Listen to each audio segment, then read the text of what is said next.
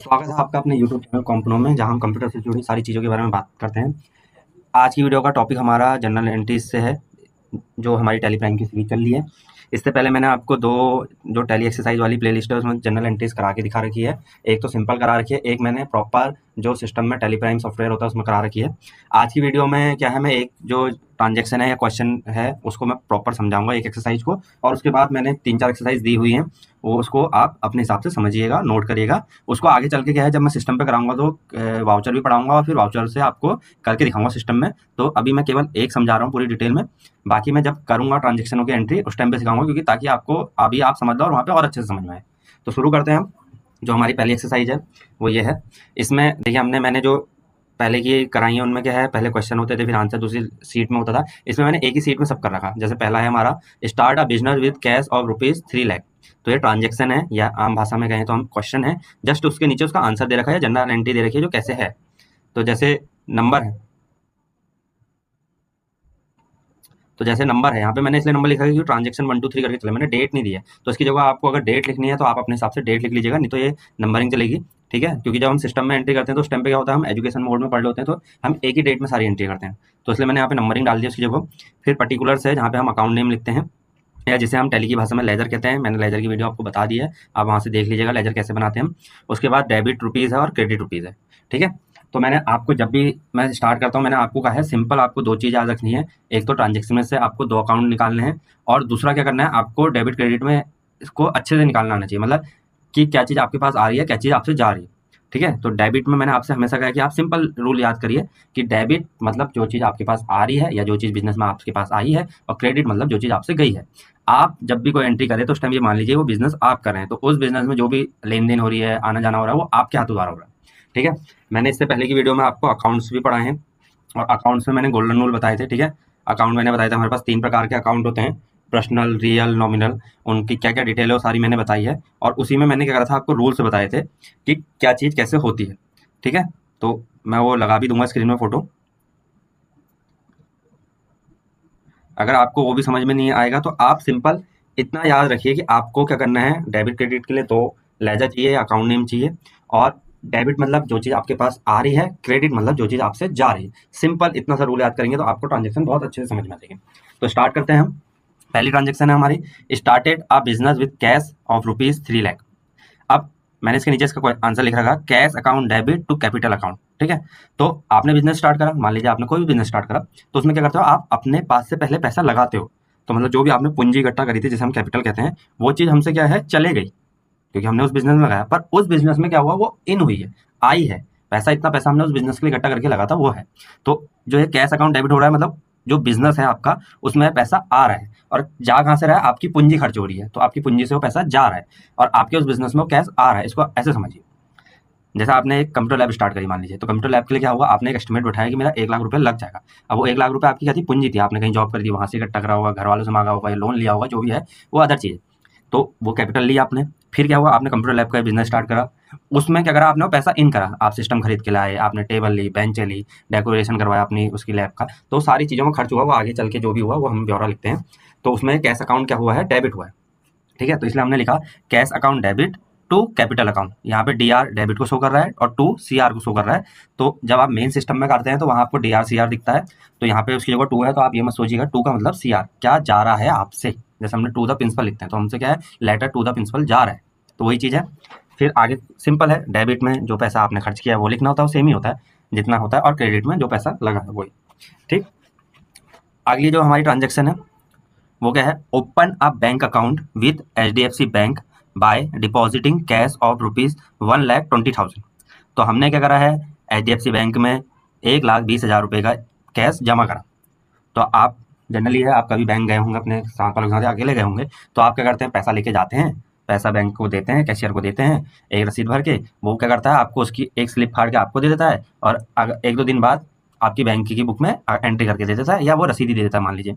तो आपके पास क्या आया, बैंक अकाउंट आया। बैंक अकाउंट का मतलब आपके पास बैंक की बुक आई और उसमें आपको पैसा लिखा मिला कि इतना आपने पैसा जमा करा है। और आपके पास से क्या गया, क्रेडिट मतलब क्या गया, तो आपने क्या दिया था बैंक में, कैश दिया था।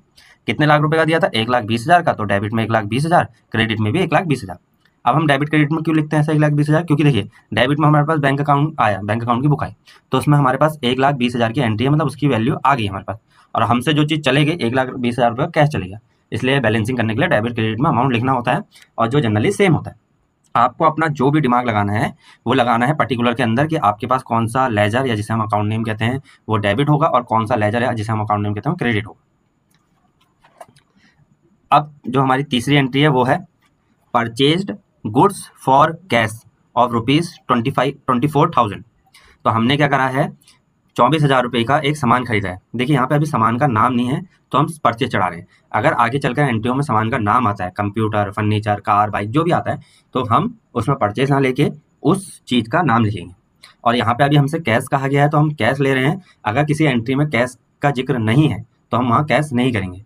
जैसे मान लीजिए मैंने यहाँ पे इसकी जगह क्या होती है entry, purchase goods for Mohan ₹24,000, तो कैश का जिक्र नहीं है तो हम क्या करते हैं, कैश अकाउंट की जगह मोहन का अकाउंट लिखते हैं, क्योंकि उधारी पे माल है। ठीक है, अभी हम इस एंट्री को समझते हैं। तो मेन फोकस मैंने क्या कहा है आपको, यहाँ पे नंबरिंग है, डेबिट क्रेडिट में सेम अमाउंट रहता है। मेन फोकस है हमारा पर्टिकुलर के अंदर जो ट्रांजेक्शन एंट्री है, क्या चीज़ डेबिट हो रही है, क्या चीज़ क्रेडिट हो रही है, उस पर ध्यान दें। तो आपने 24,000 रुपये का सामान खरीदा था, मतलब आपके पास सामान आया, परचेस आई, तो परचेस अकाउंट आपके पास डेबिट हो गया। आपके पास से क्या चले गया, कैश अकाउंट चले गया, तो आपने टू कैश अकाउंट लिख दिया, आगे से उनकी अमाउंट लिख दी 24,000 की। अब हम अपनी चौथी एंट्री में चलते हैं, जो है पेड कार्टेज ऑफ ₹1,000। आपने क्या करा है, जो किराया है किसी भी चीज़ का होगा वो आपने पे कराया 1,000 रुपये का। तो आपके पास क्या आया, एक किराए की रसीद आई, सिंपल सी भाषा में ये मान लीजिए, या आपने अपनी कॉपी में चढ़ाया किराया दिया करके, और आपसे गया क्या उसके बदले, कैश गया। ठीक है, तो यहाँ पे कार्टेज अकाउंट डेबिट हो गया आपका 1,000 का, टू कैश अकाउंट क्रेडिट हो गया 1,000 का। उसके नीचे जो मैंने ब्रैकेट में दे रखा है इसको कहते हैं नरेशन। नरेशन इसलिए दिया जाता है कि ताकि एंट्री समझ में आए कि किसके बारे में है। जब आप सिस्टम में काम करते हैं तब ये क्वेश्चन नहीं होते वहाँ, तब आपका सिंपल क्या होता है, जो ये डेबिट क्रेडिट के अकाउंट नेम है ये, इनकी जितनी भी वैल्यू है वो ये, और नरेशन में लाइन लिखी जाती है जो होता है ब्रैकेट के अंदर कि एंट्री किसके बारे में है। वो मैं सिस्टम में आपको दिखाऊंगा, आप उसकी कोई दिक्कत मत लीजिए।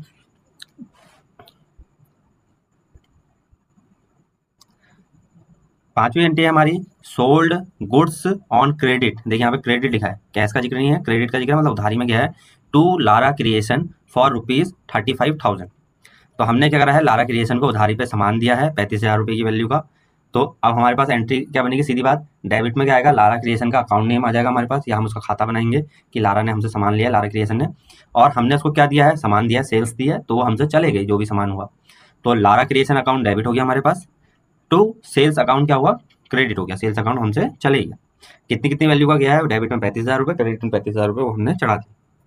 ये थोड़ा ऊपर नीचे हो रहा है, जैसे मैंने लारा क्रिएशन अकाउंट डेबिट लिखा है तो 35,000 यहाँ पे होना चाहिए, टू सेल अकाउंट है तो उसका 35,000 उसकी सीध में होना चाहिए, थोड़ा ऊपर नीचे हो गया। अगली एंट्री हमारी received cash from Lara creation ₹15,000। इससे पहले वाली एंट्री में हमने 35,000 रुपये का सामान दिया था उसको, इस एंट्री में उसने क्या करा, हमें 15,000 रुपये दे दिए, और वो भी कैश की फॉर्म में दिए। तो हमारे पास क्या है, कैश आया, मतलब पैसा आया। अब आप ये मत कहना सर नॉट आया तो कैश अकाउंट क्यों लिखा, तो कैश आया आपके पास, तो कैश अकाउंट क्या हो गया, डेबिट हो गया, और लारा क्रिएशन के अकाउंट को हमने दे दिया, मतलब हमने लिख के दे दिया कि आपने हमको 15,000 रुपये पे करें, तो वो चीज़ हमने यहाँ पे लिख दी।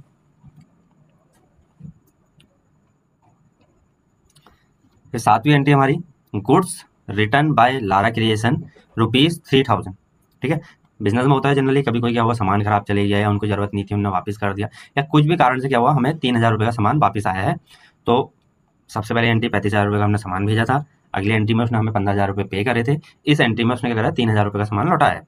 तो जब आप वाउचर करोगे, जब आप इसकी एंट्री करोगे तो अलग अलग वाउचरों में होगी। ठीक है, अभी तो यहाँ पे सिंपल लाइनें लिखी है, वहाँ पे वाउचर में बताऊंगा अलग अलग कि किस वाउचर में कौन सी एंट्री जाएगी, तो इसलिए आपको इसको ध्यान रखना है।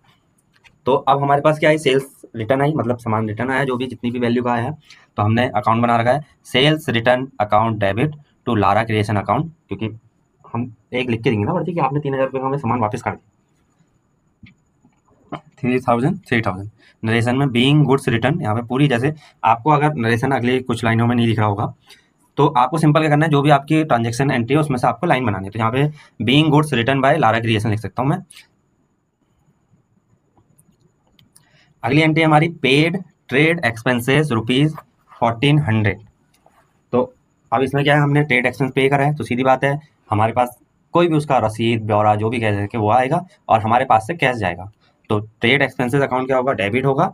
टू कैश अकाउंट क्या होगा, क्रेडिट होगा। उनकी जितनी भी वैल्यू है हम लिखेंगे डेबिट क्रेडिट में। और यहाँ पे मैंने नरेशन नहीं दिया है, तो आप नरेशन में क्या लिखेंगे, बीइंग पेड ट्रेड एक्सपेंसेस, इतना लिख देंगे, रुपीज़ आगे आपका लिखा ही है एंट्री में। उसके बाद जो हमारी 9वीं एंट्री है, purchase goods on credit from Tarun ₹42,000। अब हमने इस एंट्री में क्या करा है, तरुण से सामान लिया है उधारी पे, तो हमारे पास क्या आएगी, परचेज। तो परचेज अकाउंट डेबिट हो गया। हमारे पास से क्या जाएगा, तरुण को हम एक पर्चे बना के देंगे, एक रसीद देंगे कि हमने आपसे उधार में सामान खरीदा है, तो टू तरुण अकाउंट क्रेडिट हो गया। नरेशन में लिख दोगे being a purchase goods from Tarun, यहाँ पे नरेशन लिखनी है, आप इतना चढ़ा दोगे। उसके बाद जो भी वैल्यू का सामान आया है वो डेबिट क्रेडिट में चढ़ा दो। ऐसी क्या है आपके पास सारी एंट्रियाँ हैं, ठीक है। इन एंट्रियों में आपने क्या करना है, ये ध्यान देना है कि पहले तो आपको 2 लेजर नेम निकालने हैं, जिसे हम अकाउंट नेम कहते हैं, वो निकालने हैं। उसके बाद आपने देखना है कि कौन सा अकाउंट आपके पास आ रहा है, कौन सा अकाउंट आपके पास से जा रहा है, ये चीज़ ध्यान देनी है। तो ये आपकी 17 एंट्री हैं टोटल। ऐसे ही मैंने इसके बाद और एक्सरसाइज आपको दे रखी है सॉल्व करी हुई, आपको उसे समझना है। आगे चल के मैं इन एक्सरसाइजों को प्रॉपर आपको सिस्टम में करके दिखाऊंगा, ठीक है, हर एक एक्सरसाइज को एक वीडियो में अलग अलग से, जिससे कि आपको क्या हो, मेरे को वहाँ पे आपको मैं एक बार वैसे बता दूंगा जैसे अभी बताई है, उसके बाद सिस्टम में बताऊंगा जब मैं आपको वाउचर्स पढ़ा दूंगा कि कौन से वाउचर में किस चीज़ की एंट्री होती है, वो उसके बाद मैं इसको करूँगा। मिलते हैं अगली वीडियो में। अगर आपको वीडियो पसंद आई हो तो लाइक शेयर करना, और आपको कोई अदर टॉपिक पढ़ना है ऐसे रिलेटेड कुछ है तो आप कमेंट करके बता सकते हैं।